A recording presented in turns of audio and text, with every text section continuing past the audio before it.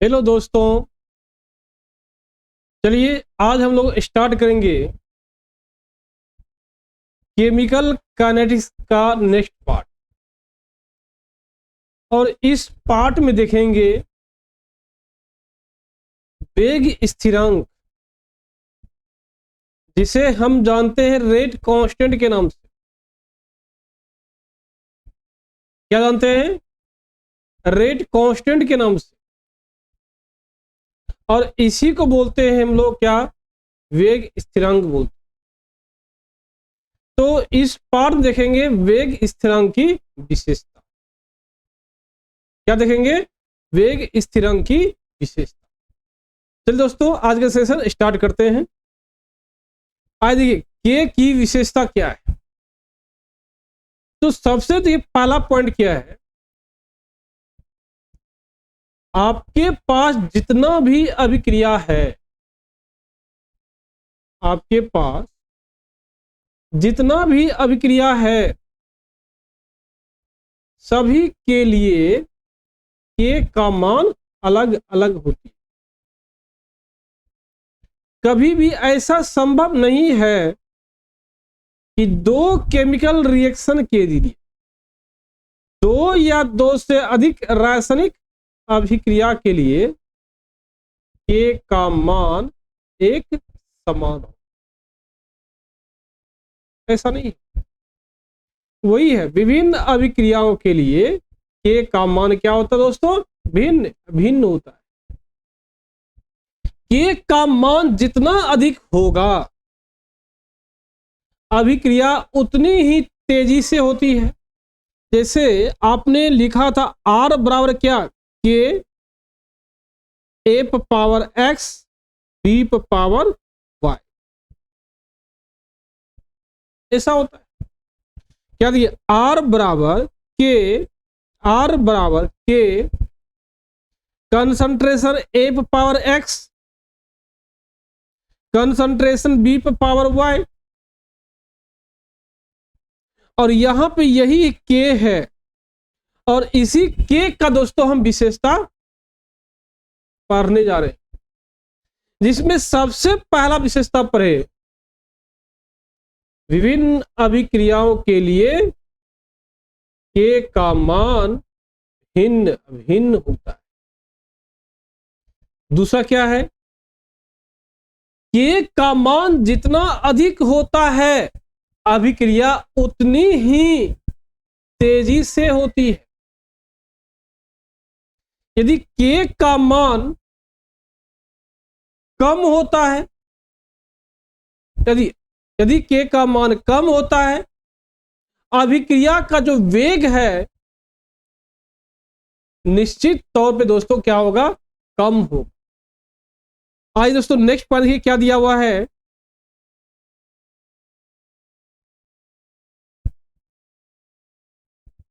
एक निश्चित ताप पर, एक कांस्टेंट टेम्परेचर पर के स्थिरांक होता है। मतलब अलग अलग टेम्परेचर पर एक ही अभिक्रिया के लिए के का मान अलग अलग होता है। अर्थात आप यह कह सकते हैं दोस्तों, के का मान जो है बदल जाती है टेम्परेचर के अनुसार। आगे हम देखेंगे किस प्रकार टेम्परेचर बढ़ने से और किस प्रकार टेम्परेचर घटने से के का मान बढ़ती है या के का मान। तो आप कह सकते दोस्तों, एक रासायनिक अभिक्रिया के लिए, एक रासायनिक अभिक्रिया के लिए के का मान जो होती है अलग अलग टेम्परेचर पर अलग अलग होती है। यह अभिक्रिया का क्या एक विशेष गुण है, एक विशिष्ट गुण होता है। और लास्ट पर दोस्तों क्या है? किसी विशेष अभिक्रिया के लिए के का मान सांद्रण पर निर्भर नहीं करती है, बल्कि ताप पर निर्भर करती है। जस्ट इसके पहले वाले पॉइंट देखिए क्या था कि के का मान टेम्परेचर पर निर्भर करती है, तब तो एक ही अभिक्रिया के लिए अलग अलग टेम्परेचर पर के का मान अलग अलग होता है। वही देखिए चौथा देखिए दोस्त पॉइंट लिखा हुआ है, किसी भी विशेष अभिक्रिया के लिए या किसी भी अभिक्रिया के लिए के का मान सांद्रण पर निर्भर नहीं करता है, बल्कि टेम्परेचर पर निर्भर करता है। आइए देखिए दोस्तों क्या दिया हुआ है नेक्स्ट पॉइंट, वेग और वेग स्थिरांक में अंतर क्या है। वेग और वेग स्थिरांक में अंतर क्या है दोस्तों, देखिए क्या पॉइंट है, वेग तथा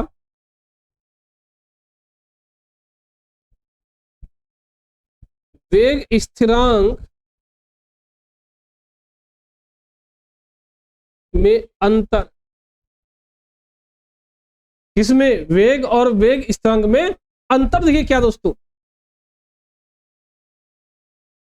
अंतर देखिए क्या है, यह किसी क्षण में अभिकारकों के प्रतिफलों में परिवर्तित होने के वेग को दर्शाता है। वेग जो है कोई भी टेम्परेचर पे, किसी भी टाइम पे, कोई भी टेम्परेचर पे किसी भी टाइम के अभिकारकों के प्रतिफलों में परिवर्तित होने के वेग को दर्शाता है। अर्थात क्या, मैंने बताया भी था, यदि आपने थाली में रोटी और सब्जी लिए तो इनिशियल टाइम में, प्रारंभिक टाइम में खाने का वेग अधिक होता है, जैसे जैसे समय बीतता है खाने का वेग क्या होती दोस्तों, घट जाती है। वही लिखा हो, या किसी क्षण में अभिकारकों के प्रतिफलों में परिवर्तित होने के वेग को दर्शाता है। लेकिन ये वेग नियम इसको नहीं दर्शाता है। वेग नियम जो है वेग व्यंजन में प्रयुक्त एक अनुपातिक स्थिरांक। वेग व्यंजन क्या है, देखिए जैसे आप कहते आर बराबर क्या था, आर बराबर के ए पर पावर एक्स और बी पर पावर दोस्तों क्या था, वाई था। ए पर पावर एक्स था, बी पर पावर वाई। तो ये हुआ वेग, ये क्या हुआ दोस्तों, वेग, और ये हुआ वेग स्थिरांक। वेग स्थिरांक हुआ दोस्तों। तो वही बोल रहा है, वेग क्या है, वेग किसी क्षण में अभिकारकों के प्रतिफलों में परिवर्तित होने के वेग को दर्शाता है। लेकिन वेग व्यंजन जो है वेग नियम में, वेग व्यंजन में प्रयुक्त एक अनुपातिक स्थिरांक। यह समय के किसी क्षण में अभिकारकों के सांद्रण पर निर्भर करता है। मैंने पहले बताया था कि वेग जो है अभिकारक के सांद्रण पर निर्भर करता है, लेकिन वेग स्थिरांक अभिकारक के सांद्रण पर निर्भर नहीं करता है दोस्तों। वेग स्थिरांक जो है सिर्फ टेम्परेचर पर निर्भर करता है।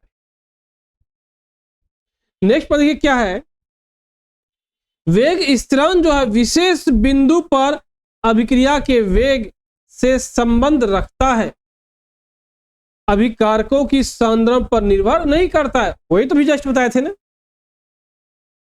टेम्परेचर पे निर्भर करता है वेग स्थिरांक, लेकिन अभिकारक का जो सांद्रण है दोस्तों उस पे निर्भर नहीं करता है।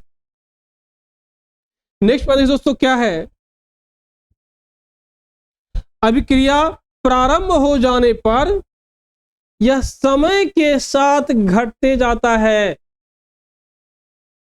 तो पहले बोला था मैं आपको, जब आप खाना लेके बैठे हैं, इनिशियल टाइम में वेग जो है खाने का अधिक होता है, लेकिन समय बीतने के साथ वेग जो है दोस्तों घट जाता है। क्या होता है? घट जाता है। वही लिखा हुआ, अभिक्रिया प्रारंभ हो जाने पर यह समय के साथ घटने लगता है, लेकिन यह क्या बोल रहा है? यह स्थिर रहता है और अभिक्रिया की प्रगति पर निर्भर नहीं करता है। अभिक्रिया पूर्ण रूप से समाप्त हो जाए या अभिक्रिया आधा समाप्त हो या अभिक्रिया 3/4 समाप्त हो, उसके ऊपर दोस्तों ये निर्भर नहीं करता है।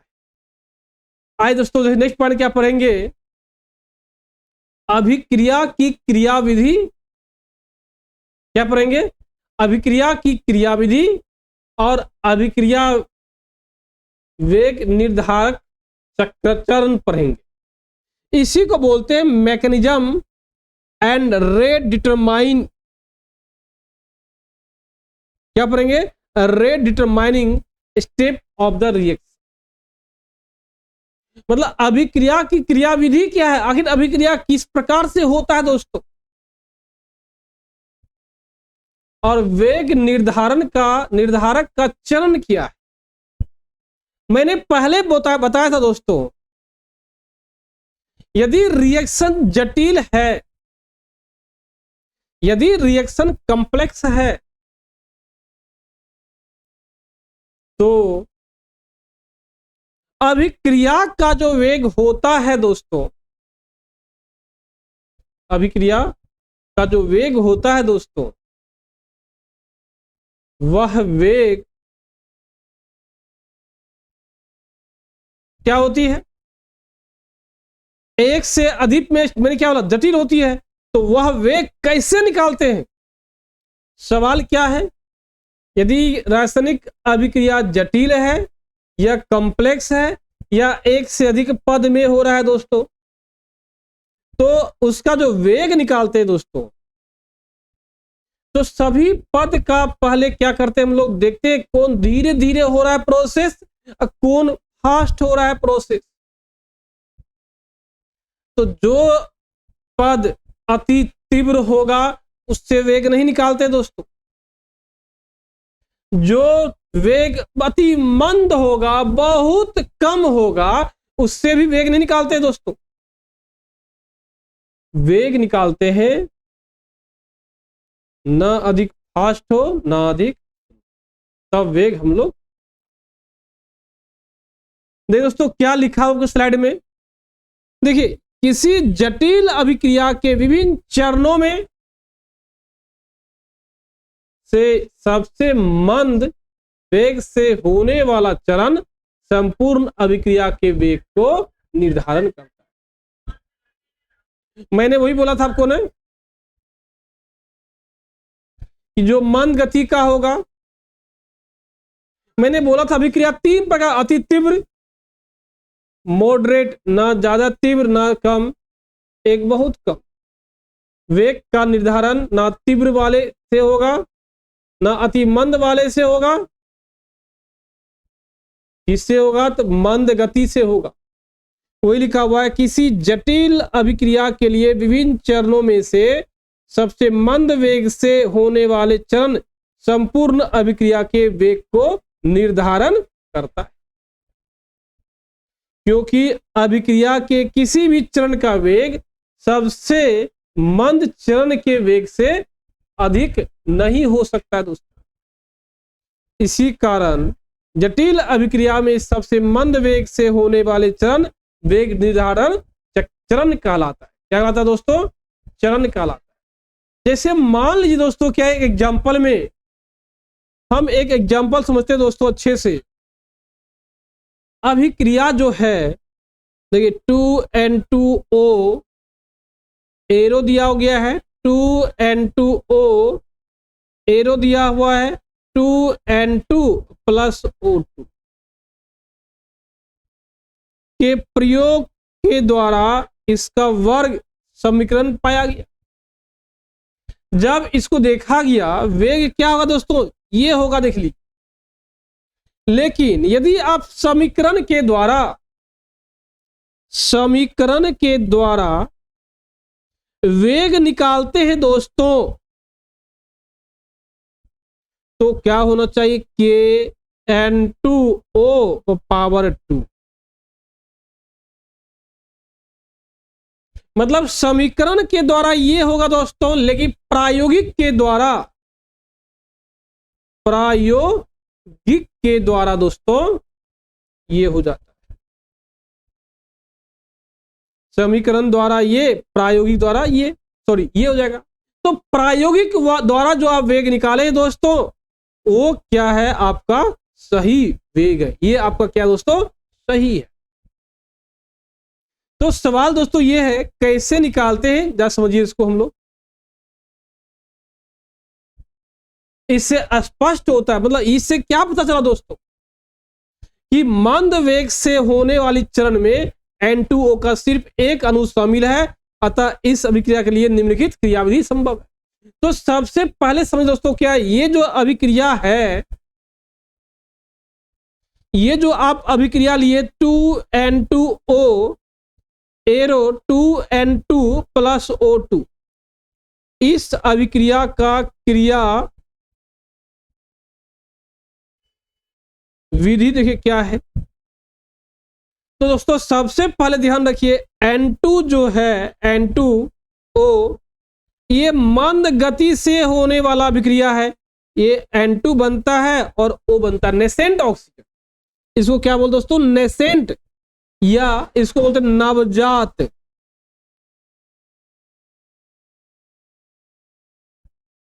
ऑक्सीजन बोलते हैं। क्या बोलते दोस्तों, नवजात ऑक्सीजन बोलते हैं। तो ये स्टेप ये जो पहला स्टेप देख रहे दोस्तों, बहुत ही स्लो है। ये स्टेप बहुत धीरे धीरे होता है दोस्तों। N2O एरो N2 प्लस नवजात ऑक्सीजन, ये स्टेप बहुत स्लो होता है। अब सवाल दोस्तों ये है, ये स्टेप स्लो क्यों हो गया? बहुत आसान है, क्योंकि ये क्या है, स्टेबल है। तो स्टेबल अणु जल्दी ब्रेक नहीं करता है दोस्तों, इसलिए इसे क्या है, मंद गति से करवाया गया। अब देखिए, इसी में देखिए दोस्तों, क्या है, N2O और नवजात ऑक्सीजन के साथ करता है, तो ये तीव्र रूप से करता है और ये बनता है N2 प्लस O2 बनता है। क्या बनता है, N2 बनता है। जब इस रिएक्शन को ऐड कीजिएगा, ऐड मीन्स क्या, जोड़ना।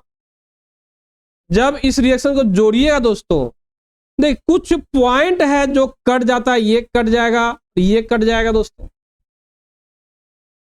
अब कौन कटेगा, ये दोनों कटेगा, क्या नहीं कटेगा, ये बनेगा देखिए 2N2O arrow 2N2 plus O2।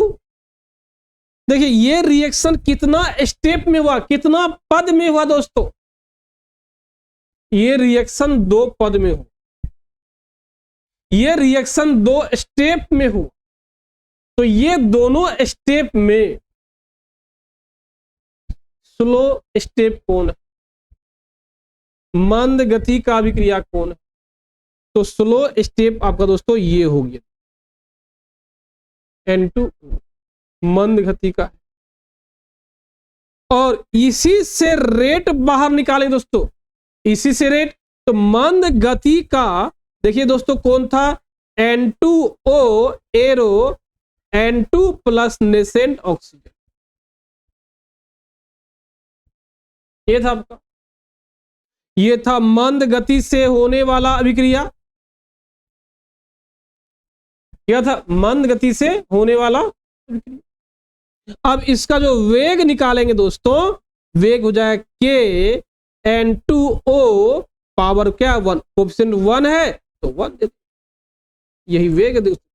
कितना देखिए आसान था दोस्तों। आइए दोस्तों एक नया क्वेश्चन देखते हैं हमें। प्रयोग द्वारा पाया गया कि इस अभिक्रिया के वेग नियम समीकरण निम्नलिखित है। मतलब प्रयोग द्वारा ये पाया गया कि ये है। आइए दोस्तों क्या है, एक क्वेश्चन देखते दोस्तों क्या है। क्वेश्चन देखिए दिया हुआ है,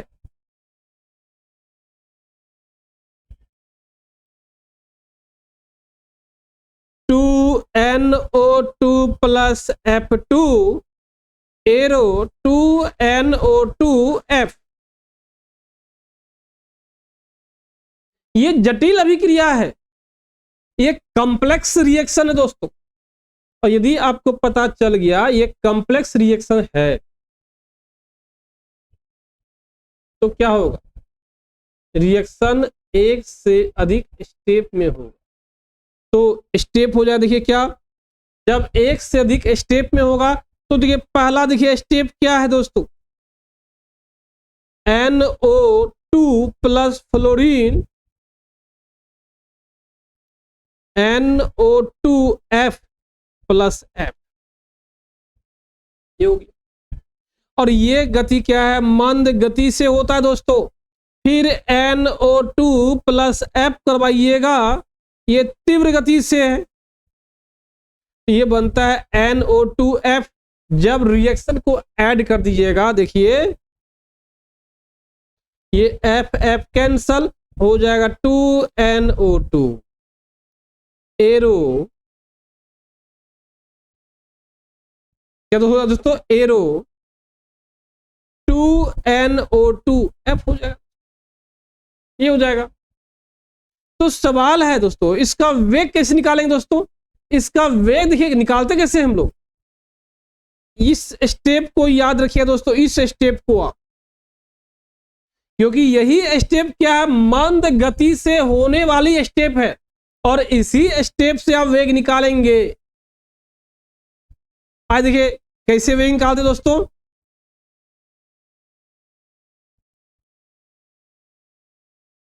तो वेग बराबर होगा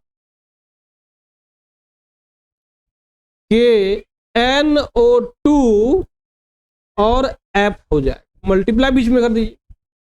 तो इस रिएक्शन के लिए वेग क्या होगा, ये होगा प्रायोगिक अनुसार, मतलब एक्सपेरिमेंट के अनुसार ये होगा दोस्तों। लेकिन थ्योरी के माध्यम से क्या, थ्योरी के माध्यम देखिए क्या वेग हो जाएगा दोस्तों, वेग बराबर के NO2 पावर 2 और F2 पावर 1, ये हो जाएगा। लेकिन ये क्या होगा, तो गलत होगा, क्योंकि ऑर्डर जो होता है, वेग जो होता है दोस्तों, हम एक्सपेरिमेंट से निकालते हैं। किससे निकालते दोस्तों, एक्सपेरिमेंट से निकालते। आइए देखिए आपके स्लाइड में देखिए दोस्तों क्या दिया हुआ, देखिए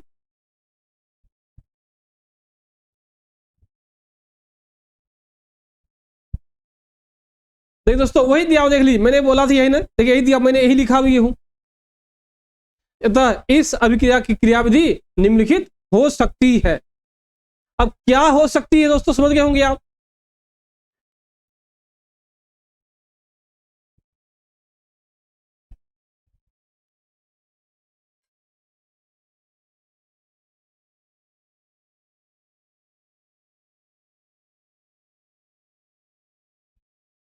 चलिए दोस्तों एक पॉइंट देखते हैं, एक रिएक्शन देखते दिया हुआ है, क्या है क्वेश्चन दिया हुआ है, 2A प्लस B बराबर क्या, प्रतिफल है। यह अभिक्रिया भी जटिल है, क्योंकि क्वेश्चन क्लियर मेंशन है, 2 चरण में है तो जटिल है। तो कैसे होगा दोस्तों, देखिए जब A और B रिएक्शन करता है तो क्या बनता है दोस्तों, AB, और ये क्या है, तीव्र वेग है दोस्तों, क्या है, तीव्र वेग है। और जब फिर यही AB प्लस A से करता है दोस्तों तो क्या बनता है, उत्पाद बनता है दोस्तों, प्रतिफल बन जाता है। क्या दोस्तों बनता है, प्रतिफल बन रहा है, जो क्या है, मंद गति से। जब सोचिए अब आप किससे वेग निकालेंगे, निश्चित तौर पे आप वेग निकालेंगे किससे, इस पार्ट से निकालेंगे। जो मंद गति से है। तो वेग बराबर होगा दोस्तों, क्या होगा, के A B power 1 A power क्या दोस्तों 1। लेकिन सवाल दोस्तों ये है, क्या अभी कारक में ए बी दिया हुआ है क्या? ए बी नहीं दिया हुआ है। जब ए बी नहीं दिया हुआ है तो हम जो तीव्र गति से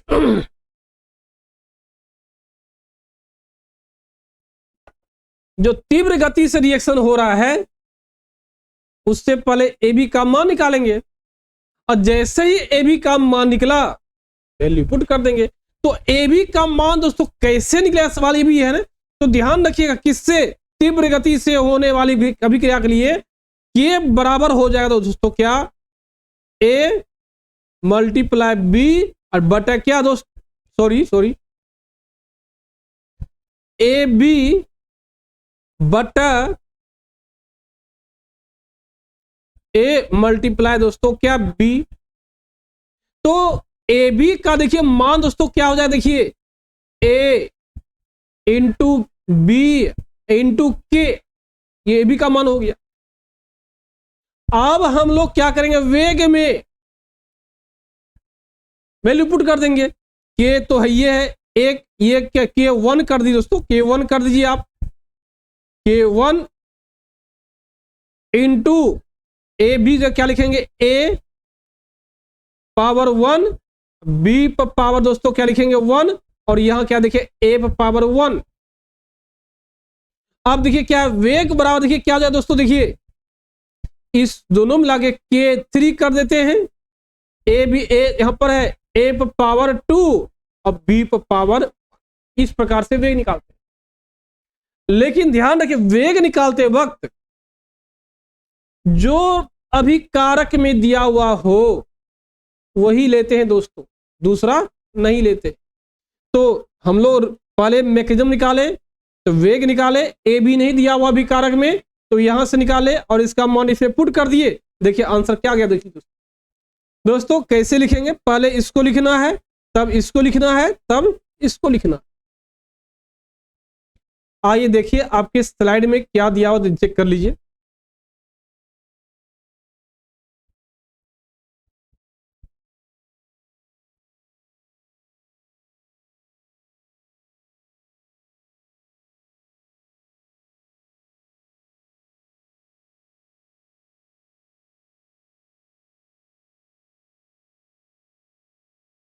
देखिए वही दिया, देख लीजिए, हास्ट के लिए दे दिया है, इक्विवेलेंट निकाल दिया है, के की निकाल वैल्यू पुट कर दिया है। अब हम लोग क्या देखिए मान पुट कर देंगे, ये निकाले दोस्तों। यदि वेग स्थिरांक की विशेषता, वेग और वेग कांस्टेंट में अंतर, और यदि रिएक्शन मैकेनिज्म स्टेप, यदि कोई रिएक्शन जटिल है, कॉम्प्लेक्स है, उसका वेग कैसे निकालते। यदि इन तीनों 4 पॉइंट में कहीं भी डाउट है आप में तत्क्षण कमेंट में बताइए और हम कोशिश करेंगे बहुत जल्दी उसका आंसर रिप्लाई। दोस्तों यदि हमारे चैनल पे पहली बार आए हैं तो हमारे चैनल को आप अवश्य सब्सक्राइब कर लीजिए। अपने सेशन समाप्त करते हैं। जय हिंद।